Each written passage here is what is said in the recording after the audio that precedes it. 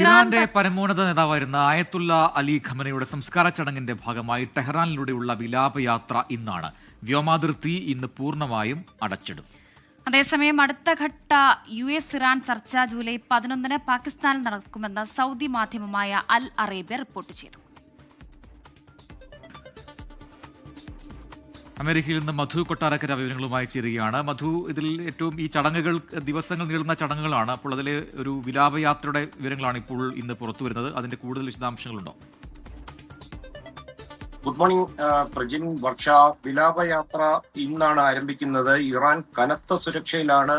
വ്യോമാതിർത്തി എല്ലാം അടച്ചിട്ടുണ്ട്. ഈ വിലാപയാത്ര ഇമാം ഹുസൈൻ സ്ക്വയറിൽ നിന്ന് ആസാദി സ്ക്വയറിലേക്കായിരിക്കും ഈ വിലാപയാത്ര നീങ്ങുക. തന്നെയുമല്ല, കഴിഞ്ഞ ദിവസം US പ്രസിഡന്റ് ഡൊണാൾഡ് ട്രംപ് പറഞ്ഞു വെച്ചിരുന്നു ഒരൊറ്റ ഒരു നീക്കം കൊണ്ട് ഒരു പക്ഷേ പൂർണ്ണമായും ഇല്ലാതാക്കാമെന്ന്. അതുകൊണ്ട് തന്നെ ഇറാൻ പതിവിലും കവിഞ്ഞ സുരക്ഷയിലാണ് ഈ വിലാപയാത്ര സംഘടിപ്പിച്ചിരിക്കുന്നത്. അതേസമയം ഖൊമേനിയുടെ സംസ്കാര ചടങ്ങിനിടയിൽ ഇരു രാജ്യങ്ങളും പരസ്പരം ആക്രമിക്കില്ലെന്ന് ഡൊണാൾഡ് ട്രംപ് ആവർത്തിച്ച് പറഞ്ഞിട്ടുണ്ട്. അതുമാത്രമല്ല, സംസ്കാര ചടങ്ങിന് ശേഷം ഈ തുടർ ചർച്ചകൾ ഉണ്ടാകുമെന്നും ഡൊണാൾഡ് ട്രംപ് പറഞ്ഞിട്ടുണ്ട്. അതേസമയം ഇസ്രയേൽ തെക്കൻ ലെബനിലേക്കുള്ള ആക്രമണം ഇപ്പോഴും തുടരുകയാണ്. ഇത് കൂടാതെ നെതന്യാഹു അധികം വൈകാതെ വൈറ്റ് ഹൗസിൽ ഡൊണാൾഡ് ട്രംപുമായിട്ടുള്ള ചർച്ചയ്ക്ക് എത്തുകയും ചെയ്യുന്നുണ്ട്. നെതന്യാഹു ഇന്ന് ഫോക്സ് ന്യൂസിന് നൽകിയ ഒരു അഭിമുഖത്തിൽ അദ്ദേഹം ഇന്ത്യയുടെ കാര്യം പ്രത്യേകം പരാമർശിക്കുകയും ചെയ്തു. 140 കോടി ജനങ്ങളുള്ള ഇന്ത്യ ഇസ്രയേലിനോട് ഒപ്പമാണെന്നാണ് നെതന്യാഹു പറഞ്ഞിരിക്കുന്നത്.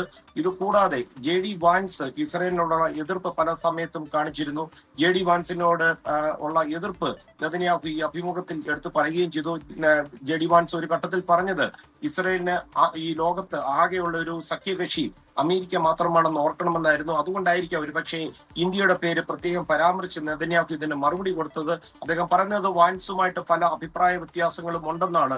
അതേസമയം നേരത്തെ വർഷ സൂചിപ്പിച്ചതുപോലെ ജൂലൈ 11 ഇറാൻ അമേരിക്ക തുടർ ചർച്ചകൾ നടക്കുക. പല നിർണായക വിഷയങ്ങളിലും നേരത്തെ ധാരണാപത്രത്തിലെ 14 കാര്യങ്ങൾ പലതും ലംഘിക്കപ്പെട്ടതുമായി ബന്ധപ്പെട്ട് പ്രത്യേകിച്ച് ആണവ വിഷയമായിട്ടുള്ള ചർച്ചകൾ ഈ ജൂലൈ 11 ആരംഭിക്കുന്ന ചർച്ചകളിൽ ഉണ്ടാകുമെന്ന് പ്രതീക്ഷിക്കാം. പ്രജിൻ, വർഷ. ശരി, മധു കൊട്ടാരക്കരയാണ് വിവരങ്ങൾ നൽകിയത്.